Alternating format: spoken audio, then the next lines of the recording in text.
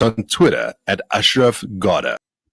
Right, let's talk finances and investments with the team from 27.4. Hamzah Latha is with us. He's an investment associate at 27.4. Hamzah, appreciate your time. Good morning. Salaam alaikum. Wa alaikum salam wa rahmatullahi wa barakatuh. Thank you. Right, let's talk. I mean, first at a broad level, we've been chatting to your team, of course, as you know, all throughout the month of Ramadan. But I mean, I see an interesting point about just the need to be mindful. And we talk about being mindful about a whole lot of things in Ramadan, and you suggesting we need to be mindful around finances. Tell me about that. So, during the month of Ramadan, we are encouraged to reflect on our spirituality and make positive changes in our lives. Being mindful of our finances is an important aspect of this as we calculate our asset value during this month in order to calculate and distribute our zakat during most of the Muslims during this month.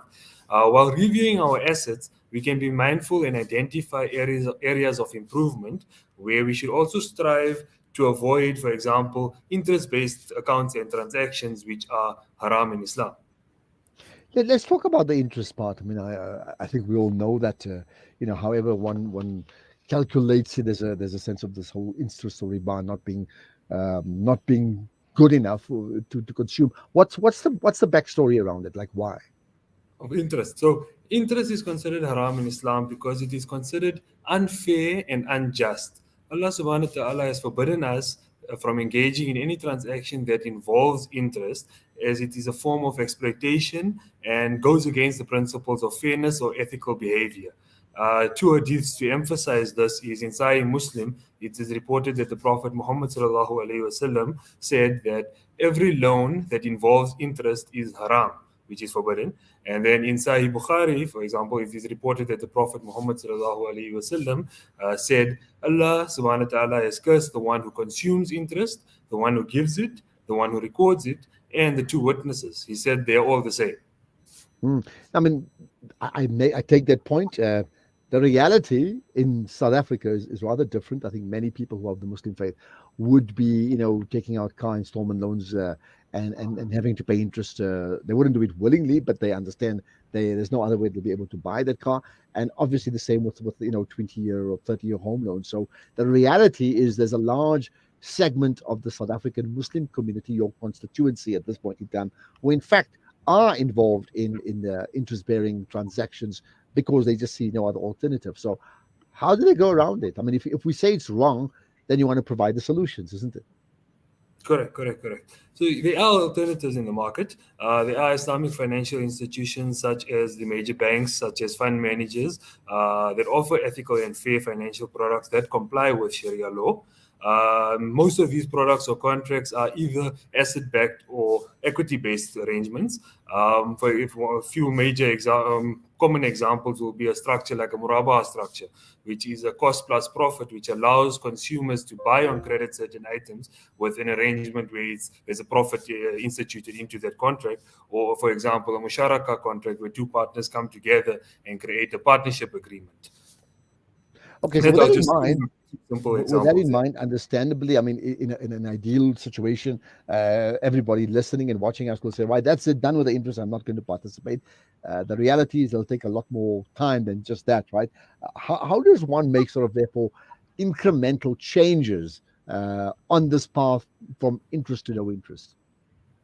So to start with one of the hadiths, the Prophet ﷺ said, the most beloved of deeds to Allah subhanahu wa ta'ala are those that are consistent, even if they are small. So I would say for individuals to start, maybe they can educate themselves on the concept of riba, which is interest, and the alternatives available in the market. They can research and seek out Islamic financial institutions that offer these Sharia-compliant products to find a solution for their needs. Another example is individuals can also try to avoid taking out loans with interest and instead maybe save up money over time to purchase items with cash or whatever they have, or they can seek the alternative in the Sharia compliant options. It's important to note that these changes may require some extra effort or sacrifice, but we are doing this in order to hopefully attract the blessings and barakah from Allah subhanahu wa ta'ala, and to avoid sin and hopefully get reward out of these Absolutely. efforts. Of course, from 27 you have many products. We're not going to discuss them now, excepting you have them. I know that. Perhaps what would be great is you can, give us a contact number that we can direct people to get to know your, Islamic products when they make that call to move from interest bearing to non-interest. Yes. So we do have a website, 274. You can search us on our website, and our contact number is 011-442-2464. So 442-2464, 011. Got that. Hopefully people will call you as well. Hamzah, appreciate your time. Thank you so much. Jazakallah khair. Assalamu There alaikum we wa are. rahmatullahi wa barakatuh. Hamzah Latha reflecting on, I think it's an interesting conversation we had just about the practicalities around interest-bearing transactions, and if it's wrong and it's wrong Islamically, then how do you move away from that? So I think some important lessons in the same way that you're going for gym, so you're 30 k's overweight, you can't lose the 30 k's in one day, but what's the process to get you to losing those 30 k's as and when they happen? That's something for you to consider. We have more to come, including a conversation in our champion spotting feature, where we chat to two people who are central to two other people, and their new story is making headlines and has made headlines all around South Africa. Also, that wonderful feature we call My First Ramadan. We'll talk about that too.